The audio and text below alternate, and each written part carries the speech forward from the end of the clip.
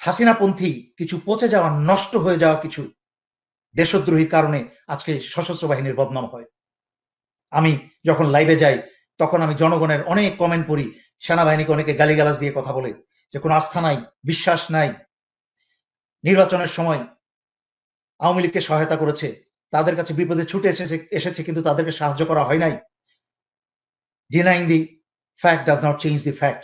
একটা সত্যকে অস্বীকার করলে সত্য কখনো মিথ্যা হয়ে যায় না, সত্য সত্যই থাকে। সুতরাং ঠিক আছে, যেটা হয়েছে স্বীকার করে নিয়ে দুঃখ প্রকাশ করে, যেহেতু সরাসরি আপনাদের দোষ ছিল না, আপনাদেরকে যে আদেশ দেওয়া হয়েছে সেই আদেশ পালন করেছেন, কিন্তু দুঃখজনক আদেশটা ছিল অবৈধ। কারণ আমি আগেও বলেছি, একটা বেআইনি আদেশ কখনো বৈধ হতে পারে না। সেটা সেনাবাহিনীর আইনের ক্ষেত্রেও প্রযোজ্য, সব আইনের ক্ষেত্রেও প্রযোজ্য।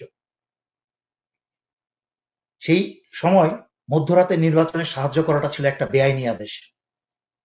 হেফাজতের ইসলামের বাচ্চা বাচ্চা ছেলে এবং বয়স্কদের হত্যা করা বা মারা, তাদের উপর আক্রমণ করা, সেটাও ছিল বেআইনি আদেশ। কারণ যেই সরকার ভোটের মাধ্যমে, জনগণের ভোটে ক্ষমতায় আসে নাই, সংবিধান সে ভঙ্গ করেছে।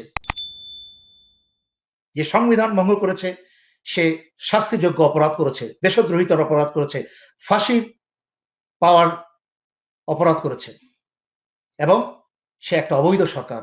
অবৈধ সরকারের গঠিত সকল মন্ত্রিপরিষদ, সংসদ, সবকিছু অবৈধ। এখন শুরু করেছে ইমানদার ব্যক্তি, ভালো মানুষ মামুন সাহেবকে নিয়ে। উনি তো যথার্থ কথাই বলছেন। উনি সারা বাংলাদেশের মানুষ না খেয়ে আছে, বাংলাদেশের মানুষের চাকরি নাই, রোজগার নাই, খাবার নাই, আগামীকালকে বা আজকেরই কোনো নিশ্চয়তা নাই। সেখানে জনগণের টাকা দিয়ে শত শত কোটি টাকা খরচ করে সারা বাংলাদেশের আনাচে কানাচে কোনায় দৈত্য দানবের মূর্তি বানাচ্ছে, কিন্তু বুঝতে পারছে না যে তারও পতনের সময় চলে আসছে। তার পতনের সাথে সাথে এই মূর্তিগুলোও পতন হবে, এই মূর্তিগুলোও ভাঙা হবে। মামুন সাহেবের সাথে সকল ইসলামিক দল এবং সকল জনগণ মিলে এই মূর্তিগুলো গুঁড়া করবে। সুতরাং জনগণের পয়সা অপব্যয় করা বন্ধ করেন। যে পয়সাগুলো দিয়ে মূর্তি বানাচ্ছেন, এই পয়সাগুলো জনগণকে খাওয়ান। এইসব মূর্তি বানিয়ে মসজিদের মাঝখানে ছবি লাগিয়ে আপনার মৃত বাবার প্রতি আরো যত দোজকের আগুনের উত্তাপ বাড়াচ্ছেন। যেরকম এরকম একটা কুসন্তান রেখে গেছে, আর তার জন্য সবকে জারিয়ে না পাঠিয়ে তার জন্য দোজকের আগুন পাঠাচ্ছে এই দস্যু মেয়ে।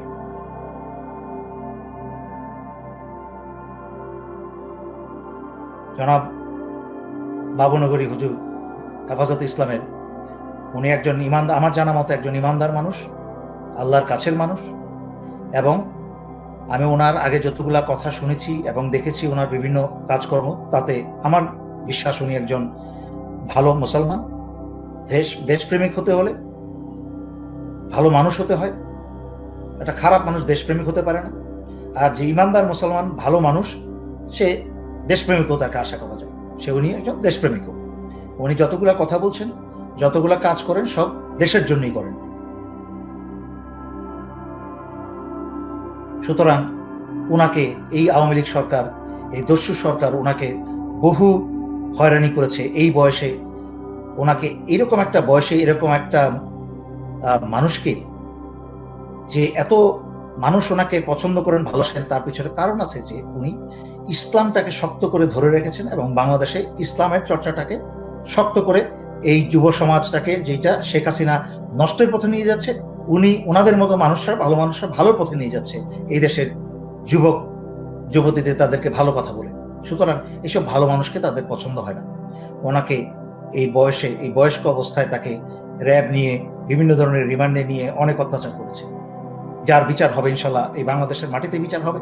পরকালে তো আল্লাহ আশা করি করবেন, কিন্তু এই বাংলাদেশের মাটিতেও ওনাকে যারা অত্যাচার করেছে তাদের বিচার হবে ইনশাল্লাহ। আমি বাবুনগরী হুজুর সাহেবকে আমি একটা অনুরোধ করব, আপনার কথায় তো বাংলাদেশে 30, 40, 50 লাখ লোক নেমে যায়, যা হাসিনার অন্তর কাঁপিয়ে তোলে। আপনি বলেছেন, একটা ভিডিওতে দেখছিলাম, যে ভবিষ্যতে আরো জোরদার হবে। আলহামদুলিল্লাহ, ইমান এরকমই শক্ত হওয়া দরকার। আমাদের নবীজি এভাবেই চলেছে, এভাবেই চলেছে। অন্যায়কে কখনো প্রশ্রয় তো দূরের কথা, কখনো সহ্যও করেন নাই। অন্যায়কে বাধা দিয়েছেন, প্রয়োজনে উনি সম্মুখ সারিতে যুদ্ধ করেছেন। আর এখন আমাদের অনেক মুসলমান মনে করে শুধু মসজিদে দৌড়াদৌড়ি করলেই, 5 ওয়াক্ত নামাজ পড়লেই শুধু আর দায়িত্ব সব শেষ হয়ে গেল, আর কোনো দায়িত্ব নেই। ঢাকা শহরে বা অন্যান্য জায়গায় 4, 5, 6 তলা 7 তলা মসজিদ, জুম্মার নামাজ পড়তে গেলে জায়গা পাওয়া যায় না। এইরকম যদি ইমান সত্যিকার অর্থেই যদি ইমানদার এই মুসলমান হতো, তাহলে কি বাংলাদেশের আজকে এই অবস্থা হয়? 12 বছর ধরে একটা স্বৈরাচার, একটা ইসলাম বিরোধী সরকার, একটা জনগণ বিরোধী সরকার, একটা মানবতা বিরোধী সরকার কখনো এইভাবে 12 বছর এভাবে বসে থাকতে পারে? তা আমি বাবু নগরী হুজুরকে অনুরোধ করব, আপনাদের এখনই এই সরকার উৎখাতের সময়, এই সরকার উৎখাতের এখনই সময়। আপনারা যতটা দিন অতিবাহিত করছেন, জানি না আপনাদের অবশ্যই নিজস্ব একটা আপনাদের পরিকল্পনা আছে, চিন্তাধারা আছে, কিন্তু দেশটা দেখেন চোখের সামনে কিভাবে দখল হয়ে যাচ্ছে। 12 বছরে কতটুকু দখল হয়ে গেছে, এই দেশের কতটুকু সর্বনাশ হয়েছে।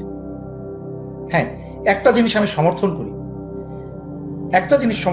যে শেখ হাসিনা এই স্বৈরাচার আসার পরে যদি 2, 4, 5 বছরে এই স্বৈরাচার সরে যেত, তাহলে কিন্তু এই দেশপ্রেমহীন জাতি বুঝতে পারতো না যে বাকশাল কি জিনিস, আওয়ামী লীগ জিনিস এবং কি জিনিস, এবং শেখ হাসিনা কত খারাপ হতে পারে। তাই 12 বছর সময় দেওয়া হয়েছে, এই জনগণ যথেষ্ট নিষ্পেষিত হয়েছে। আশা করি এই জনগণ বুঝতে পেরেছে তাদের ভুল, আশা করি তারা বুঝতে পেরেছে যে তাদের নিজেদেরও, প্রত্যেকটা বাংলাদেশের প্রতিটা জনগণের নিজস্ব দায়িত্ব পালন করতে হবে। এই দেশকে, দেশের স্বাধীনতাকে, সার্বভৌমত্বকে বাঁচিয়ে রাখতে হবে এই দেশের উন্নয়নের জন্য। এই দেশে সকল প্রকার চুরি, রাহাজানি, দুর্নীতি বন্ধ করতে হলে প্রত্যেকের ভূমিকা আছে। আপনি গিয়ে সরকারি অফিসগুলোতে জনগণ গিয়ে কোন একটা কাজ চাইতে গিয়ে সাথে সাথে টাকা দিয়ে বসবে, টাকা দেওয়ার প্রস্তাব দিয়ে বসবে। মানে এমন একটা সিস্টেম তৈরি হয়েছে যে জনগণ মাথা নত করে মেনে নিয়েছে যে আমাকে টাকা দিতে হবে, না দিলে কাজটা হবে না। যখন আপনারা অন্যায়টাকে মেনে নিয়েছেন, এটাকেই একটা নীতি হিসেবে আপনারা সহ্য করে নিয়েছেন, তখন তো যারা অন্যায়কারী তারা তো ঘুষ খাবেই, তারা তো আপনার উপর আরো অন্যায় করবে।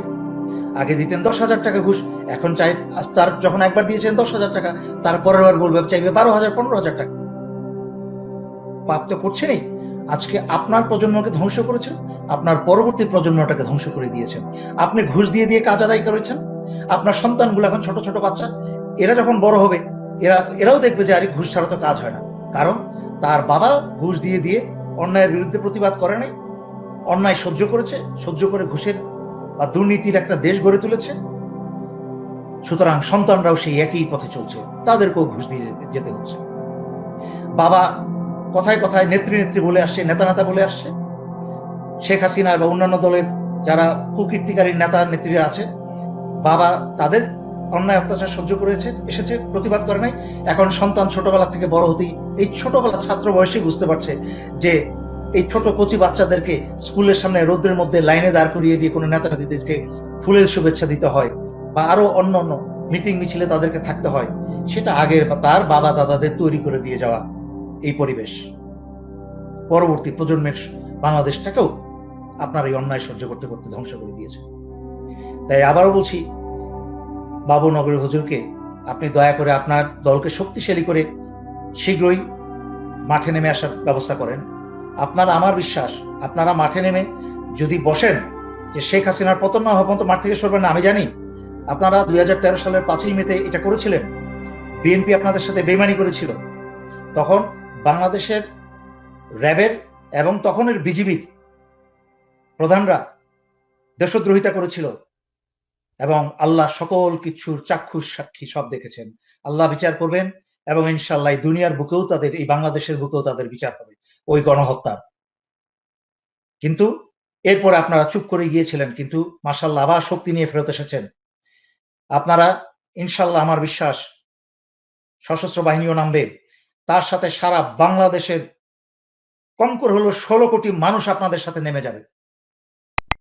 এই সশস্ত্র বাহিনীর সাথে, এই হেফাজতে ইসলামের সাথে, সবার সাথে, আপনাদের সাথে এক কাতারে নেমে যাবে, এবং বাংলাদেশ থেকে এই স্বৈরাচার এবং তার দলের সকল মানুষ পালাতে থাকবে। কেউ উড়োজাহাজ নিয়ে পালাবে, কেউ হেলিকপ্টার নিয়ে পালাবে,